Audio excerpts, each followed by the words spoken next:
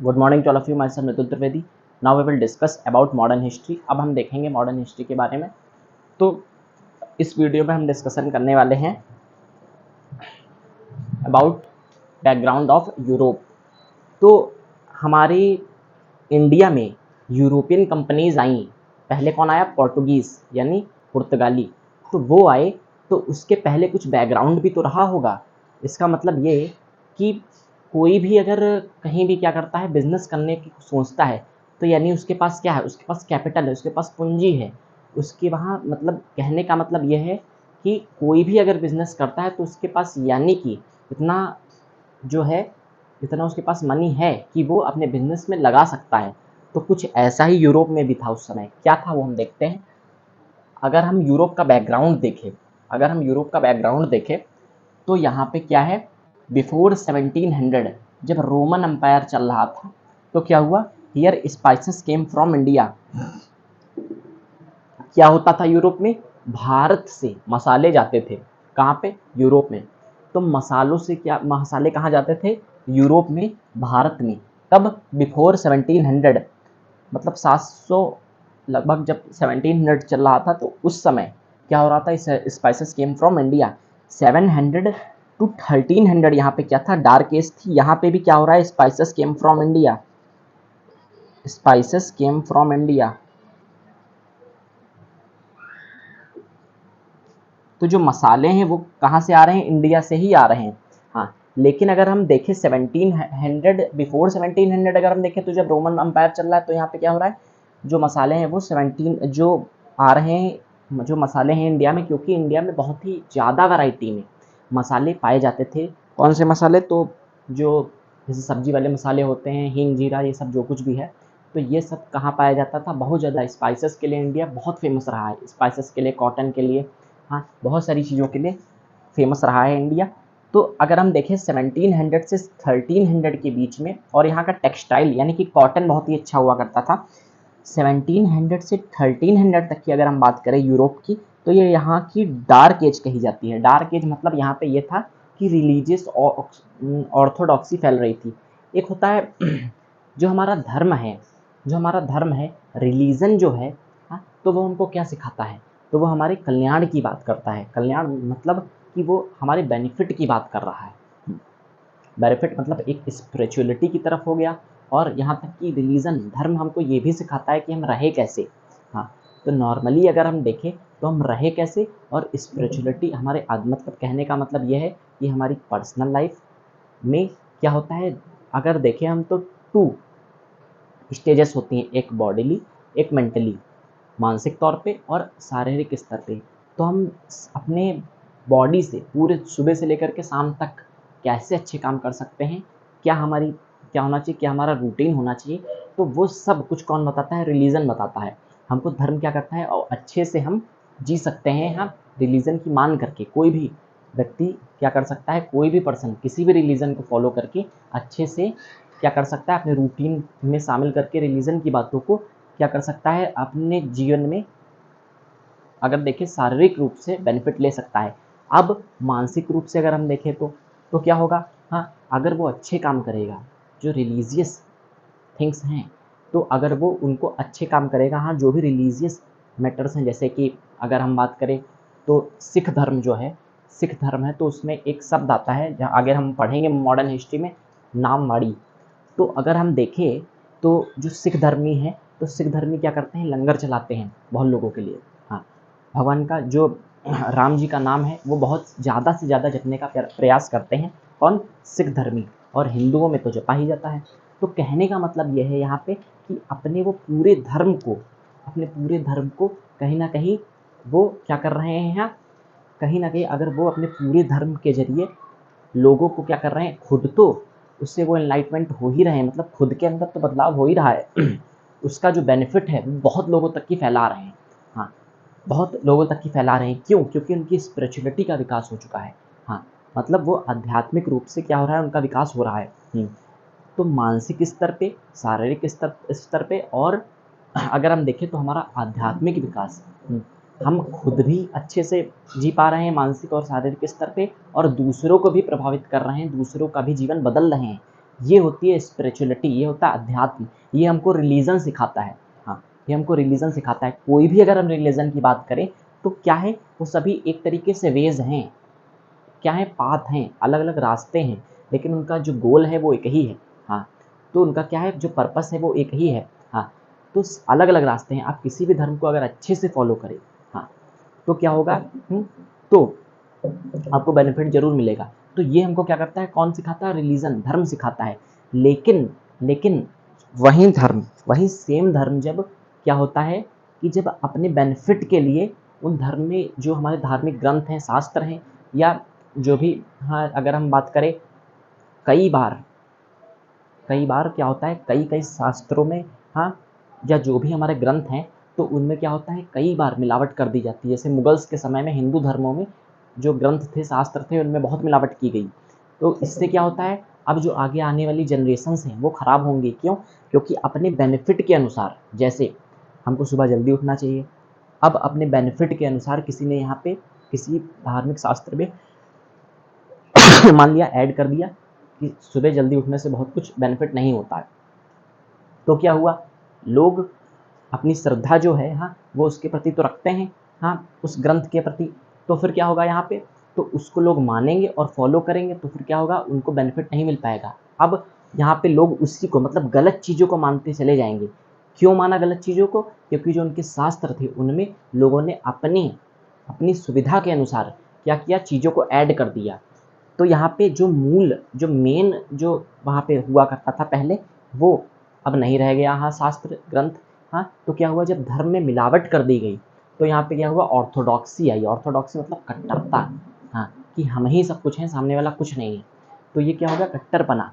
तो धर्म में, धर्म हमको ये नहीं सिखाता सर्वधर्म संभाव, ये हमको आइडिया देता है जो इंडियन जो सोशलिस्ट नेचर है हमको, मतलब अगर हम बात करें अपने इंडिया की, तो ये सर्व धर्म संभाव की बात करता है। मतलब सभी धर्म समान हैं, हाँ, सभी धर्म अच्छे हैं, सभी धर्म रास्ते हैं, लेकिन इनका जो गोल है, जो, हाँ, इनका एम है, वो क्या, वो एक ही है। तो ये हमको कौन सिखाता है, धर्म सिखाता है।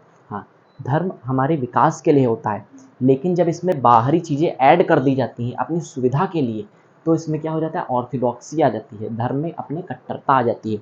तो क्या होता है, इससे बहुत सारी उल्टी सीधी चीज़ें भी लोग धर्म के नाम पे करने लगते हैं।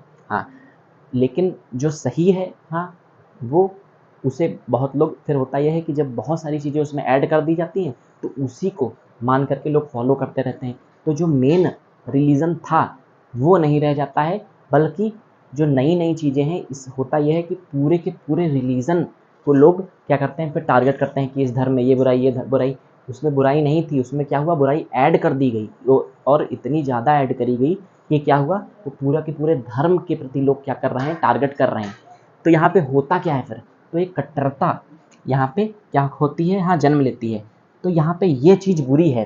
तो वहाँ पे ठीक है, यहीं 1700 टू 1300 जो टाइम था, हाँ, यहाँ पे ये हो रहा था। यही हमारे इंडिया में भी देखने को बहुत सारी चीज़ें मिलती हैं, जैसे बलि प्रथा, हाँ, ह्यूमन स्लॉटरिंग, मतलब इंसान की तक की बलि दे दी जाती थी, हाँ, कहीं कहीं एरियाज़ में, ट्राइबल्स में। तो ये सब क्या था, तो ये सब कुनीतियाँ थी जो कि ऐड कर दी गई हमारे धर्म में। हमारे धर्म में इसका कोई उल्लेख नहीं मिलता। तो क्या हुआ, हाँ, जिसके जरिए वो पूरा का पूरा जो हमारा रिलीजन था वो भी यहाँ तक की टारगेट किया गया।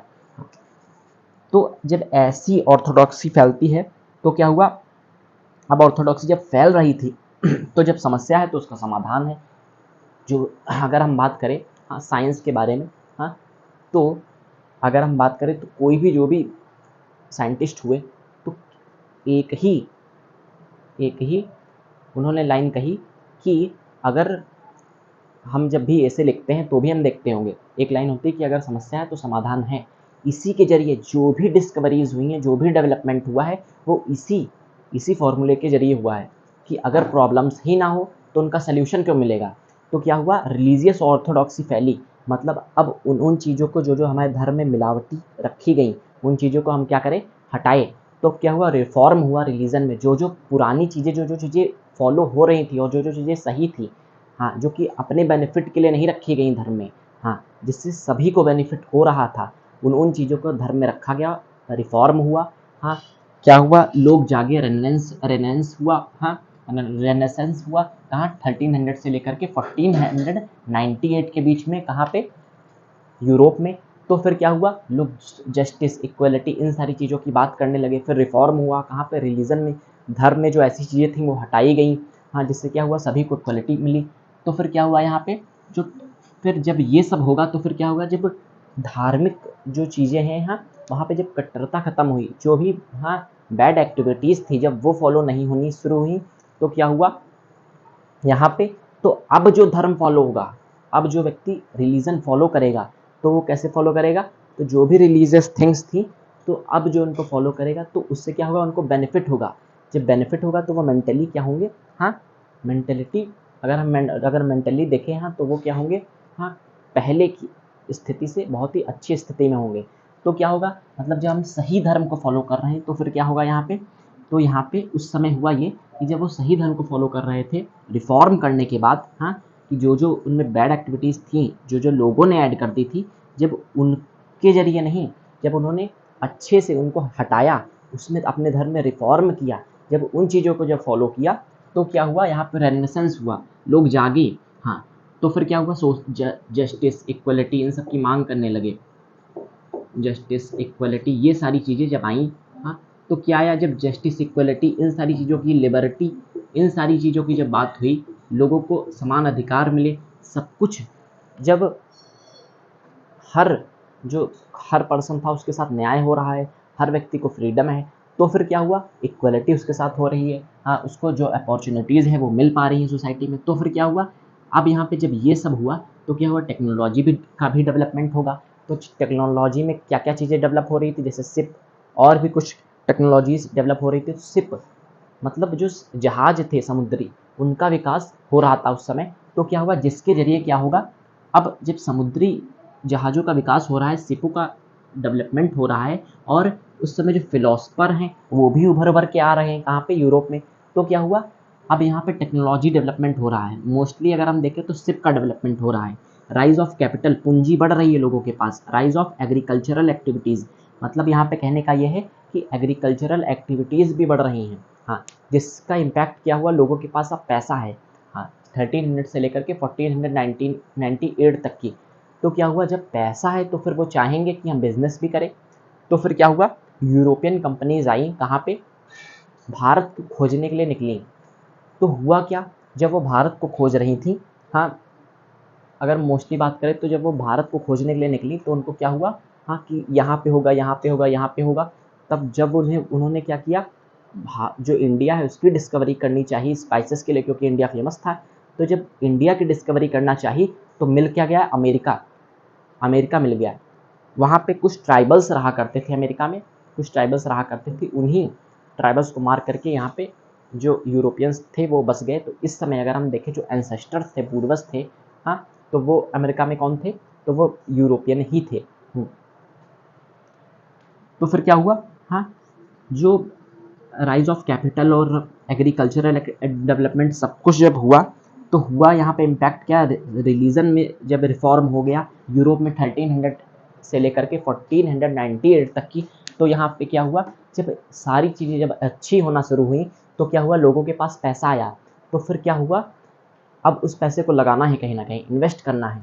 तो उन्होंने शिपों के जरिए, समुद्र के जरिए इंडिया की खोज करनी चाहिए। लेकिन क्या मिल गया, तो कोलंबस ने क्या डिस्कवरी कर ली, अमेरिका की। हाँ, तो जब अमेरिकन कॉन्टिनेंट मिल गया तो उसकी डिस्कवरी हुई, फिर वो वहाँ पे रहे। लेकिन 1498 में घूमते घूमते घूमते घूमते एक गुजराती मिल जाता है उनको यूरोप में। एक यूरोप में गुजराती मिलता है वास्को डिगामा को। वो क्या करता है, वो इनको रास्ता बता देता है, और इंडिया में ये यूरोपियन जो हैं वो आ जाते हैं। पुर्तगाली जो होते हैं, पोर्टुगीज़, वो यूरोपियन कंपनी के तौर पे आता है वास्को डिगामा 1498 में। अब कैसे आया, तो वो सारा हम डिस्कशन अगले वीडियो में करेंगे। Now please take a screenshot. Thank you.